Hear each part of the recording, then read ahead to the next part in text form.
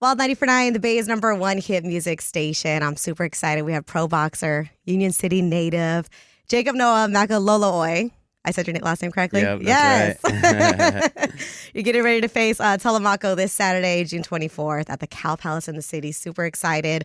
But I want to talk about you a little bit and your background with wrestling and combat sports. So you made your professional debut in 2021. That's right. Well, so not too long ago, already undefeated, got a Yep. 5-0 record, 4 knockouts. Yeah. It's pretty impressive. When you talk about the, fanship in boxing, I feel like, I'm Mexican and Puerto Rican. Like, Latino households definitely don't play about boxing. Like, I feel like boxing fans you've been watching since you were a kid, For What sure. are some of your first experiences with boxing? I kind of grew up in a fighting family, and I had my grandpa and his brothers, and even grandpas on different sides of the family that all box, like in the Philippines. Oh, So it was wow. kind of just like part of the family, and then growing up, my dad and a lot of people in my family did martial arts, so it was already just something that was rooted in me, like ever since I was born. I don't really know life without it. Really? I didn't know your dad and your grandpa were both boxers. Yeah, well, my dad wasn't a boxer, but in the Philippines, yeah, my grandpa and his brothers, they all boxed, and mainly my grandpa's brothers that had a lot of amateur experience in the Philippines. That's crazy. And I've known you for a while, and like as far as I've known you, you've always been like that guy in wrestling. How Yeah, long for have you been sure. wrestling for? Pretty much since I was like 5, I started wrestling, and then I wrestled all the way through college. I know you. Well, okay, let's talk about in high school because that's when I knew you to be like that guy. Yeah. Would you say that's when you've taken wrestling more seriously, or? Yeah, I mean, by high school is when wrestling starts to get really serious, and I feel like sports in general. And then at first, I didn't really want to wrestle in college. That's what I was gonna say. Like, was it something that you actually like doing, or was it like your family being Yeah. like, "No, Yeah, you're gonna I do kinda this"? yeah, I kind of just automatically was in it. Right. But it was like by like my junior year, I started to have more fun with it and started to realize that like started to get those college looks, get those letters in the mail, and I was like, man, I should really consider this because it could really take me somewhere. You use it as a tool, right? Yep. And then you went on to wrestle at Columbia, which Yep. is insane. How was that like? I guess transition for you in college, like being D1 bound. How Yep. was that whole experience for you in wrestling, and like how you looked at it? Oh man, it was so fun to be able to have that opportunity living in New York City and being pretty much like a full-time student athlete. But it was hard. It was really hard too at Yeah. the same time. I mean, dealing with the Ivy League workload while simultaneously wrestling for a D1 team. It was a lot of work, but the times that we did, get to chill. We're in the city, so it was dope. Right. See, because I feel like we were just talking about this off the air, but I feel like I didn't really know much about wrestling until high school. And like, when you think about fighters like cutting and gaining weight, as a Yeah. fan, you're like, oh, they're just Yeah. doing whatever. But like the hard task that goes into, Yeah, for tell me sure. more about that. I mean, usually a lot of kids will start, like wrestlers will start cutting weight in high school.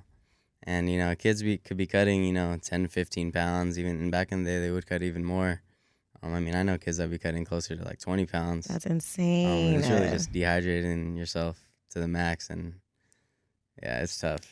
Like having that discipline. Yeah, just to be able to like look at a bottle of water and be like, nope, can't do That's it. crazy to me. So you like coming from such a heavy wrestling background? Because I feel like back in the day, boxers were definitely known to be like versed in grappling. Yeah. But nowadays in the boxing world, as a wrestler, do you feel like you have to prove yourself a little bit more? Um, Or do you think you have an advantage? I think I have an advantage in a lot of different ways. Especially as not just a wrestler, but a martial artist growing up. I just kind of bring a different style and a different perspective, and just all around like the physical work that comes into wrestling. Not to say that wrestling's harder than boxing, but just like growing up as a kid, it's because wrestling is in school. I think there's just more into it, and it's more of just like a nonstop grind versus with boxing. Like when I box, I feel like I could dance around and Yeah. be relaxed at times versus in a wrestling match, it's like nonstop. Is there one that you like more? I mean, because I feel like obviously you spend your whole life dedicated to wrestling. I think boxing is probably funner for sure.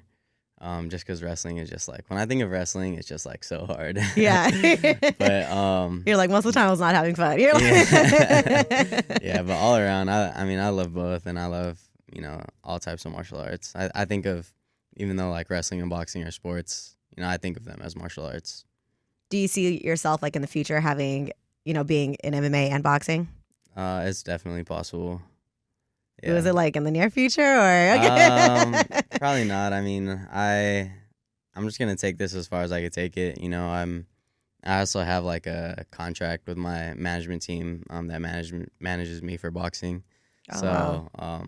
I'm gonna be in that contract for like another like 4 years pretty much. So as of right now, I'm just a boxer, and I'll be boxing until I'm a world champion, and so I could Come defend those on now, titles. yes.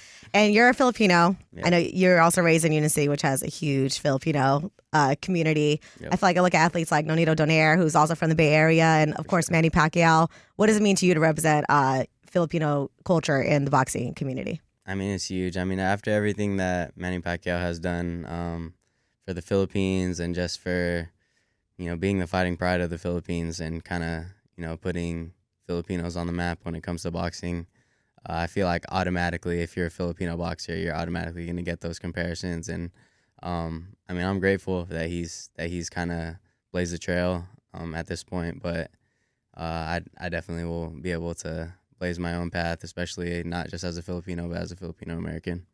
So you kind of want to, I mean, yeah, obviously big shoes to fill. We're not Yeah.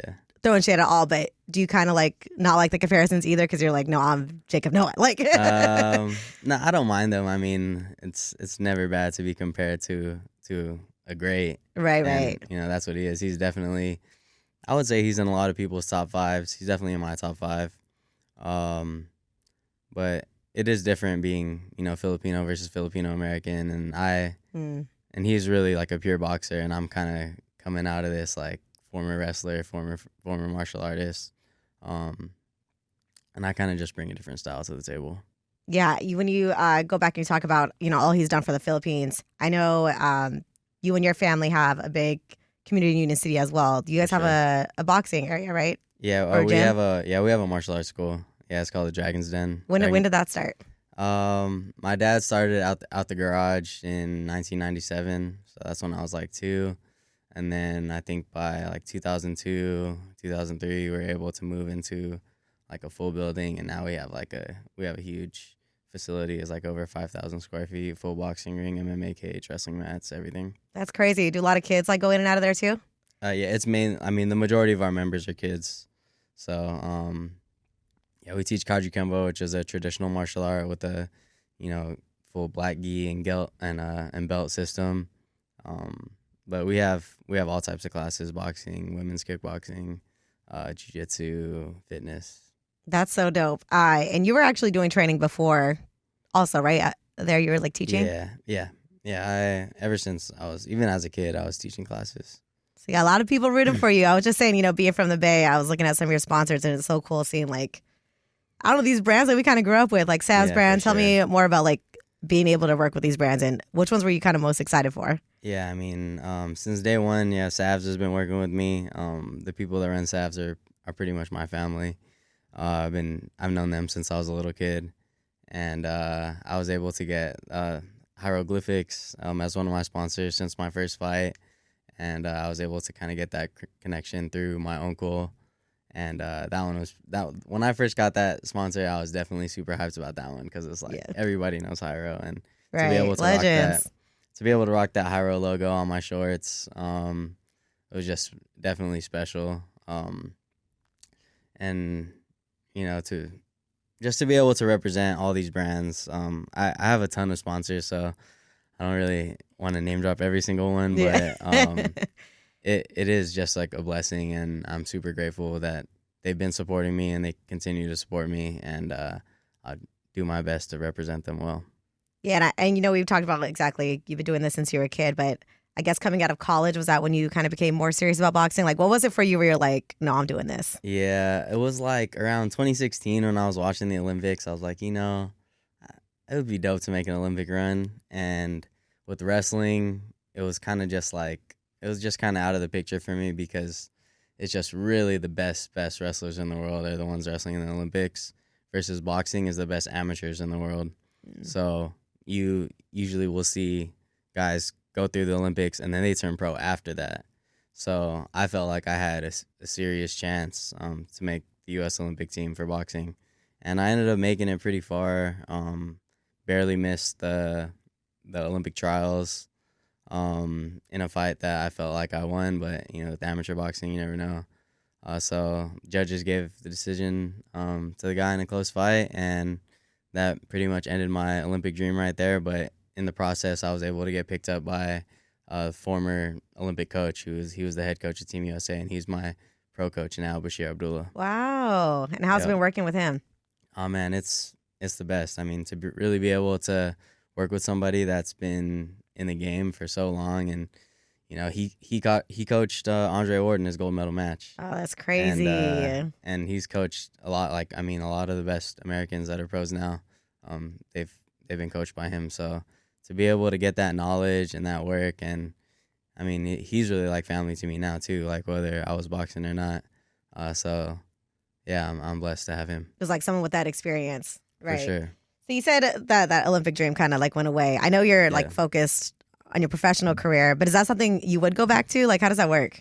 I think now it's different because they do allow pros to compete in the Olympics now. Okay. But with Team USA, it's kind of like they already kind of have their guys locked in like before, like even like before the Olympic trials, they kind of have like guys that they've been investing in for a while. So I don't think that would really be in the cards if like the Philippines really wanted me and they were looking at pros and looking to bring pros in. I would definitely consider it, but it's not really something I'm thinking about too much. I'm more focused just on my pro career. I feel like it's gonna come. We're gonna manifest that. How have you been training for this upcoming fight? I've been in a long camp for this one because I originally thought I was gonna fight at the end of May on a card in San Diego that was thrown by both Marv Nation, which is a promotion that I've been fighting for like my last 4 fights or something. Also in partnership with No Boxing No Life, which is Canelo's promotion. But that one they ended up just saying like, you know what, we have opportunity for you in the Bay. So, and I was like, all right, cool, I'll fight them both. Like, let me fight at the end of May and then I'll fight at the end of June. And they're like, we don't want to run any risk. We want you to be able to fight, at home. So I was like, all right, I'm cool with that. So that I had already started training for the May fight. So I'm like I had like a 12-week camp pretty much. So I've been working real hard for this one. Because you were actually in San Diego living there, right? Yeah. I was originally living in San Diego.